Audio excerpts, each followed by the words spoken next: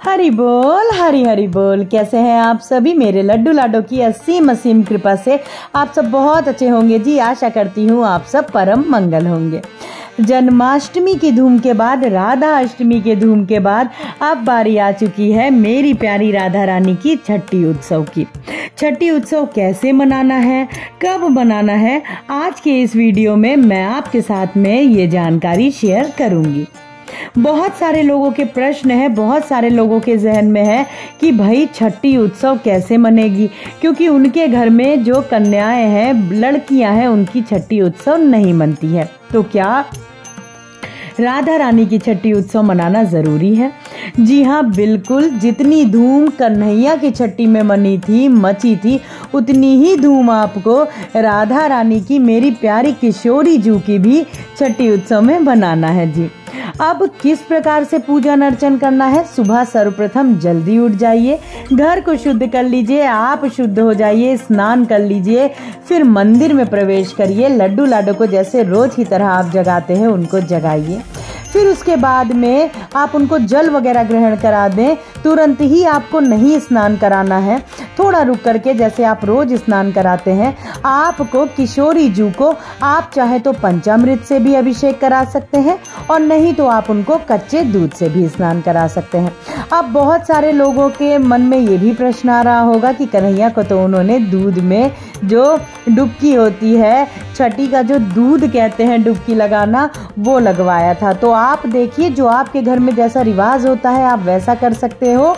किशोरी जू को आपको कच्चे दूध से बस केवल स्नान कराना है, स्नान करवा दीजिए, और आप पंचामृत अभिषेक भी करा सकते हो। पंचामृत अभिषेक और कच्चे दूध से स्नान के बाद में आपको किशोरी जू का करना है सुंदर सा श्रृंगार।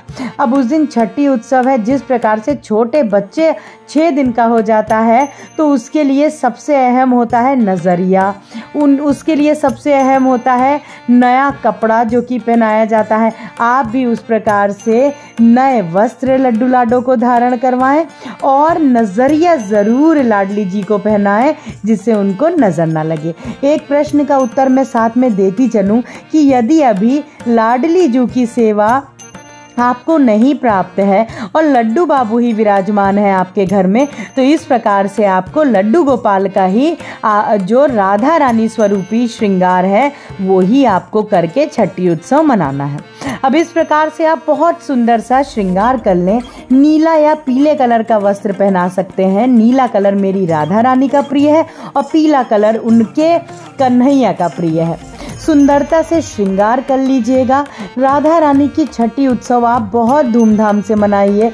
आप चाहें तो कढ़ी चावल जो भी भोग आप बनाते हो उसका वितरण भी कर सकते हो, कन्याओं को भी भोज करा सकते हो।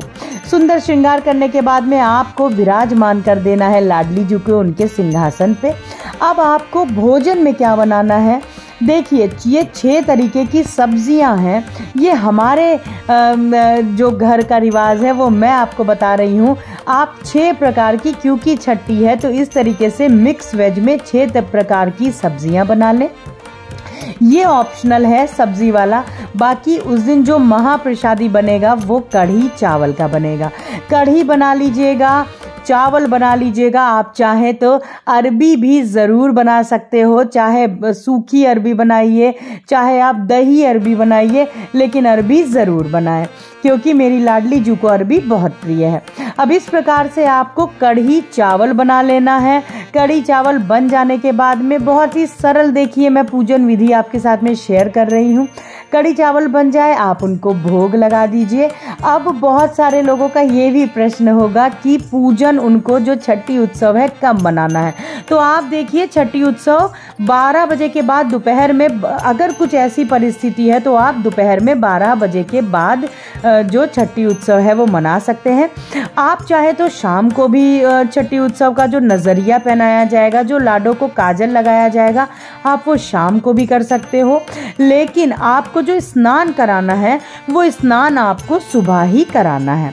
तो इस तरीके से आपको दोपहर में 12 बजे के बाद भी आप पूजा कर सकते हो, और शाम को भी पूजन कर सकते हो। जिस प्रकार से आपके घर में छोटे बच्चे का छठी उत्सव की पूजन होती है, उसी प्रकार से आपको पूजन अर्चन करनी है जी।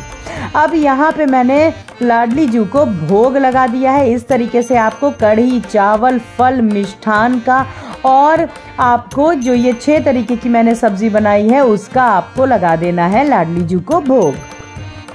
और इस तरीके से बहुत ही सरलता से आपको पूजन अर्चन भोग लगाना है। भोग लगाइए अपने मित्रजनों में, परिवारजनों में। जो प्रसादी है लाडली जू की कढ़ी चावल का उसको वितरण करिए, जितना हो सके उसको वितरण करिए, प्रसाद बांटिए, खुशियाँ बांटिए। और इस प्रकार से आपको लाडो की छठी उत्सव मनानी है। आशा करती हूँ आप लोगों को अपने प्रश्नों के उत्तर अवश्य मिले होंगे। आज के लिए बस इतना ही। वीडियो अच्छा लगा हो तो लाइक करिएगा, चैनल को सब्सक्राइब करिएगा। मिलते हैं अपने दूसरे व्लॉग में बहुत जल्दी। बेल आइकन जरूर प्रेस कर दीजिएगा जिससे आने वाले वीडियोस के नोटिफिकेशंस आप तक तुरंत पहुंच जाए। हरी बोल।